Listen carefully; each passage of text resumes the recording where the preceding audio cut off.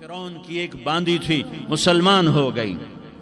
عورت تو کمزور ہوتی ہے، پھر وہ باندی ہو تو اور کمزور ہوتی ہے، اور کلمہ چھپتا نہیں ہے۔ اس کا ایمان اس کے دل میں تھا، پر وہ نکل ہی پڑا۔ خوشبو کون چھپا سکے؟ خوشبو کیسے چھپ سکتی ہے؟ اس کے ایمان کا پتہ چل گیا۔ فرعون نے اسے پکڑوایا۔ اس کی 2 بیٹیاں تھیں، ایک دودھ پیتی تھی، ایک انگلی پکڑ کے چلتی تھی۔ اس نے بڑے کڑا میں تیل ڈالا، اس کے نیچے آگ جلائی، تیل کھولنے لگا۔ اس نے دربار سجایا اور اس کے اپنی باندی کو بلایا، اس کی 2 بیٹیوں کو بلایا۔ یہ مائیں سن رہی ہیں کہ ماں اولاد کے لیے کیا کچھ کر گزرتی ہے، کیا کچھ کر گزرتی ہے۔ مامتا سے تاریخ بھری پڑی ہے۔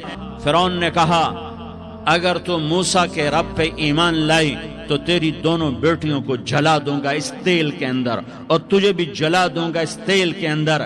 ہاں لوگ سمجھتے ہیں موت بہت بڑی سزا ہے۔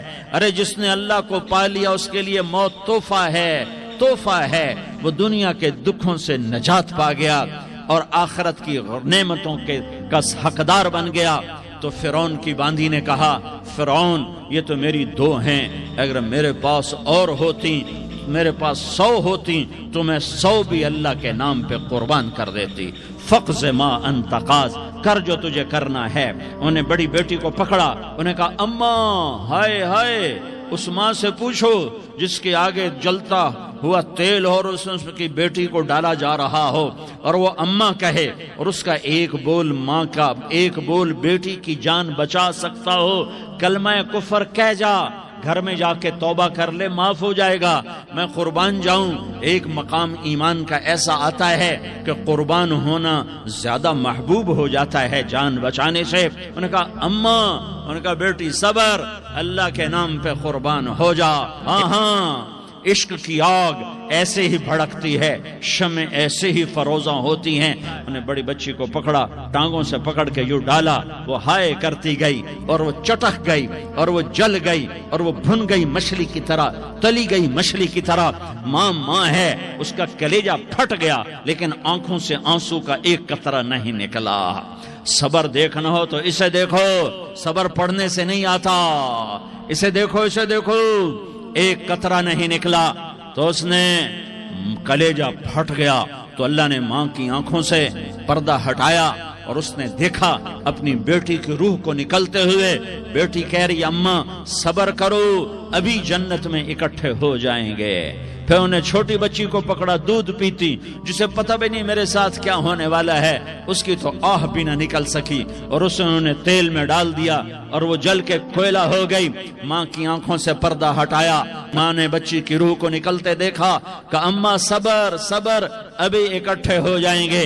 پھر جب اس کو پکڑنے لگے تو اس نے کہا فرعون میری ایک خواہش پوری کرو گے؟